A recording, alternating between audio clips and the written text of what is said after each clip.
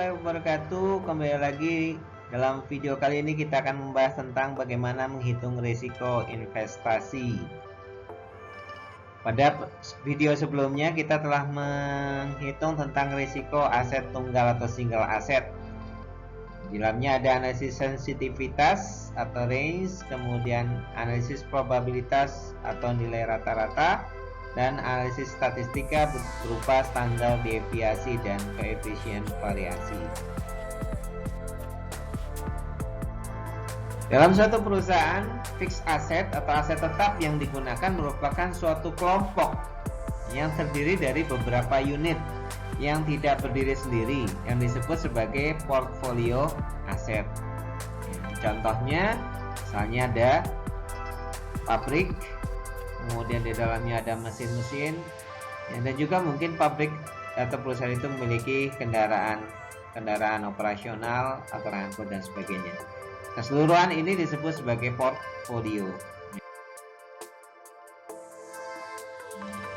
Menentukan besarnya risiko aset sebagai suatu kelompok atau portfolio sangat penting, karena aset secara individual tidak dipandang sebagai sebuah atau sesuatu yang independen atau mandiri, tapi dia akan terkait dengan aset lainnya dalam suatu proyek. Maka dikenal sebagai ada hubungan ya, antara satu aset dengan aset yang lain yang disebut sebagai korelasi.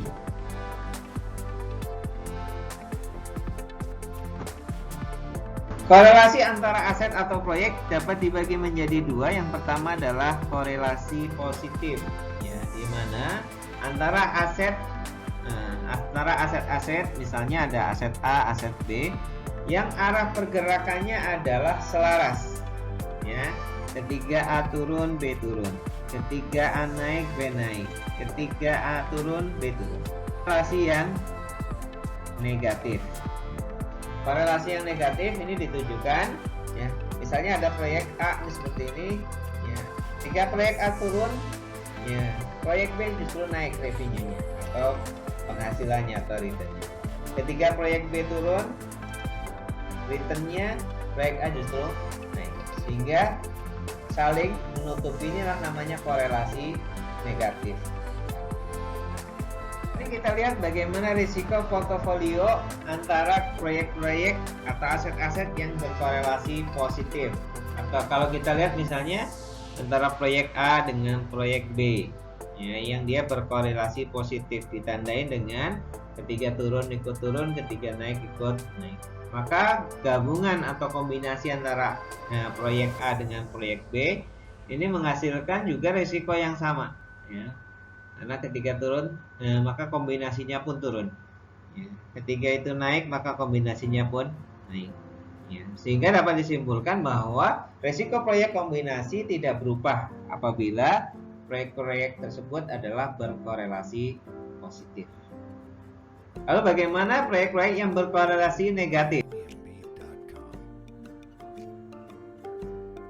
Kombinasi proyek berkorelasi negatif, ya, contohnya adalah proyek A, ya, naik, proyek A turun, maka proyek B naik. Proyek B turun, proyek A naik, dan seterusnya. Nah, ini yang orange adalah, ya, grafik untuk return dari kombinasi antara A dengan B, 50% A, 50%. Kita lihat bahwa ternyata terjadi perubahan atau perbedaan, ya, resikonya. Resiko itu bisa dilihat dari naik turunnya grafik, ya. Grafik yang kombinasi ini cenderung tidak terlalu banyak naik dan turun. Ini dapat disimpulkan bahwa risiko proyek kombinasi menjadi berkurang manakala terjadi kombinasi proyek yang berkorelasi negatif. Untuk membuktikannya, marilah kita lihat contoh kasus sebagai berikut.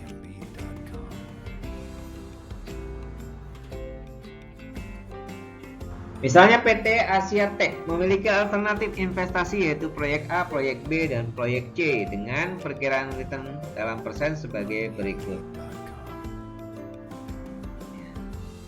Sini ada tahun 2020 sampai dengan 2024.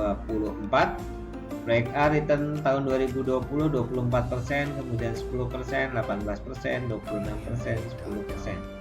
proyek B 20%, 11%, 18%, dan seterusnya proyek C. Kemudian pertanyaannya adalah hitunglah rata-rata return yang diharapkan untuk masing-masing proyek. Proyek A, proyek B, proyek C, rata-rata returnnya berapa? Yang kedua adalah risiko atau standar deviasi masing-masing proyek. Jadi standar deviasi atau koefisien korelasi. Kemudian yang ketiga adalah risiko portfolio proyek AB 50% A, 50% B, dan proyek AC 50% A, 50% C.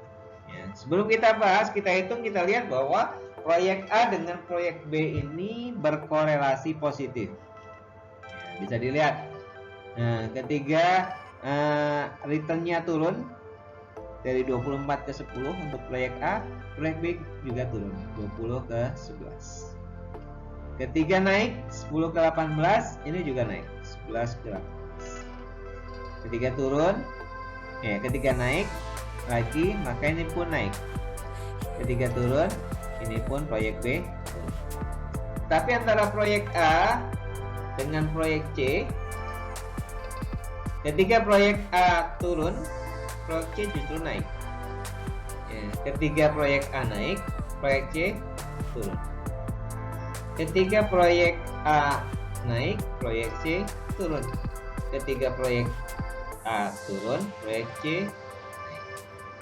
Dari sekilas hasil ini menunjukkan bahwa antara proyek A dengan proyek C korelasinya negatif. Dan secara teori sebenarnya nanti proyek A dan C mestinya resikonya adalah lebih. Kita buktikan dengan menghitung masing-masing rata-rata return dan standar deviasi. Oke, untuk rata-rata return yang diharapkan dari proyek A sama dengan returnnya tadi 24 ditambah 10 ditambah 18 ditambah 26 ditambah 10, kemudian dibagi 5 sesuai dengan jumlah tahun yang ada. Ya, jumlah tahunnya adalah 5 tahun, maka rata-ratanya juga dibagi 5.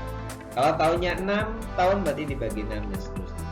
Sehingga didapatkan rata-rata returnnya adalah 17,6, kemudian B 16,6, C adalah 18,6. Itu yang untuk jawaban A. Kemudian jawaban B adalah standar deviasi proyek A. Ya. Jadi ini seperti yang di perhitungan sebelumnya untuk resiko single asset. Ya. Jadi yang ini didaftarkan untuk returnnya, sini return atau kas masuk. Kemudian ini return rata-ratanya 17,6 sini. Kemudian ini adalah hasil pengurangan antara return dengan return rata-rata. 24 dikurangi 17, 10 dikurangi 17,6 dan seterusnya. Kemudian ini adalah kuadrat dari kolom 6,4 kuadrat, 7,6 kuadrat dan seterusnya. Kemudian dijumlahkan. Jumlahkan ke sini. Ya, hasilnya adalah 227. Ya. Kemudian standar deviasinya adalah akar dari jumlah ini dibagi dengan 5. Kita memakai karena tidak ada probabilitas, ya, maka menggunakan rumus, ya, standar deviasi sama dengan EI dikurangi E pangkat 2, ya, kemudian dibagi dengan N atau jumlah tahunnya atau jumlah I-nya. Oke. Sehingga nilainya adalah 6,7. Kemudian ya, dengan cara yang sama kita bisa hitung, ya, dikurangi E aksen kuadratnya adalah 117,20, sehingga standar deviasinya adalah akar 117 dibagi 2 dibagi 5. 5 itu adalah jumlahnya, jumlah I-nya, sehingga temu 4,84. Kemudian proyek C-nya, ya, dengan cara yang sama, maka standar deviasinya ketemu 210,8 dibagi 5 sama dengan 6,49. Nah, dari sini terlihat bahwa rata-rata standar deviasinya adalah sekitar 4 sampai 6%. Cukup tinggi.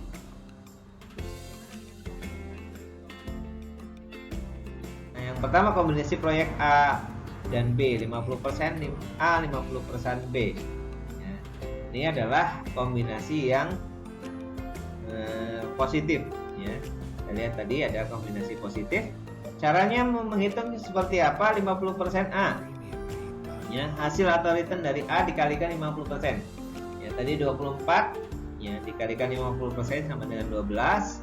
B-nya 20 dikali 50% sama dengan 10. Kemudian seterusnya ke bawah dihitung, ya 50% A dan 50%. Kemudian dijumlahkan antara 50% A dengan 50% B. Jadi 12 ditambah 10, 22, 5 ditambah 5,5, 10,5, dengan 9 ditambah 14, 13 ditambah 11,5 dan seterusnya. Kemudian dihitung rata-ratanya, ya dijumlah, kemudian dibagi 5. Sehingga ketemu rata-ratanya adalah 17,1.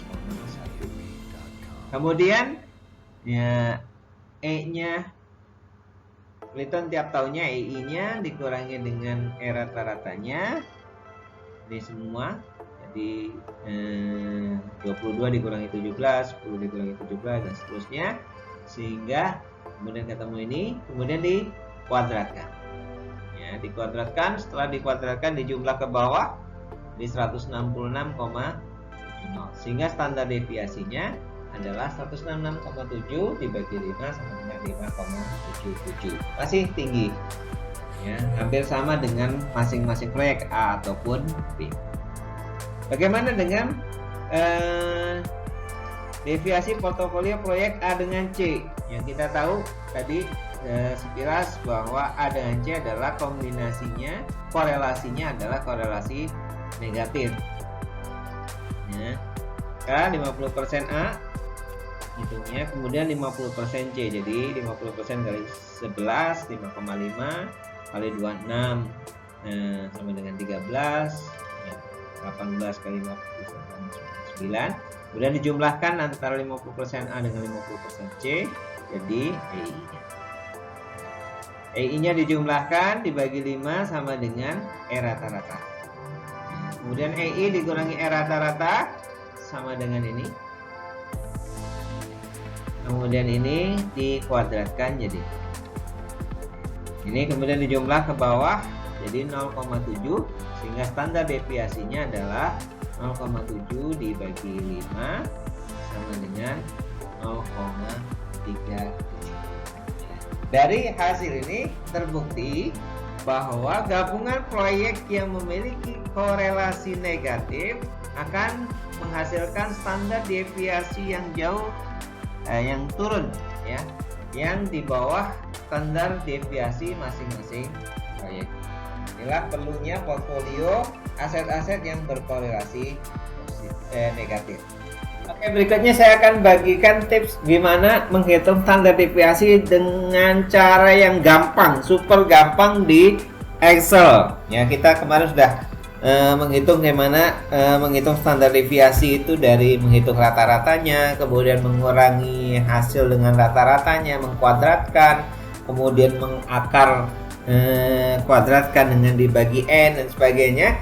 Ya, dengan bantuan Excel sebenarnya untuk menghitung standar deviasi yang tidak diketahui probabilitasnya ini sangat mudah dan cepat. Ya, caranya ya misalnya ini ya dari presentasi tadi tentang menghitung proyek A, proyek B, proyek C, kemudian kombinasi AB, kombinasi AC. Ya, kita akan hitung bagaimana standar deviasinya.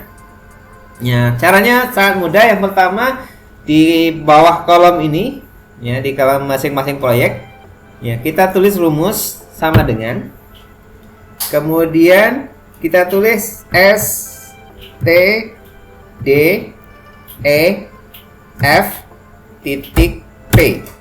Ya, jadi ada dua STDF, ada titik S, titik P. Kalau titik S itu untuk sampel, titik P itu untuk populasi. Ya, kita pakai standar deviasinya adalah standar deviasi untuk populasi. Ya, jadi tidak pakai STDF S, tapi standar deviasi P. Ya, standar deviasi titik P. Kemudian kita kurung buka. Ya, kemudian kita sorot ya seluruhnya dari 2020 sampai 2010, kemudian kita tutup kurung, kemudian enter. Nah, 6,74. Ya. Di proyek B juga gitu, sama dengan TDF titik P kurung buka. Mau gampang lagi bisa tinggal ditarik ya di pojok, tambah ada tanda plus, tarik ke kanan. Ya, tadi dilihat proyek AC 0,37, proyek AB 5,77. Ini langsung semua, cukup praktis dan mudah kalau kita menggunakan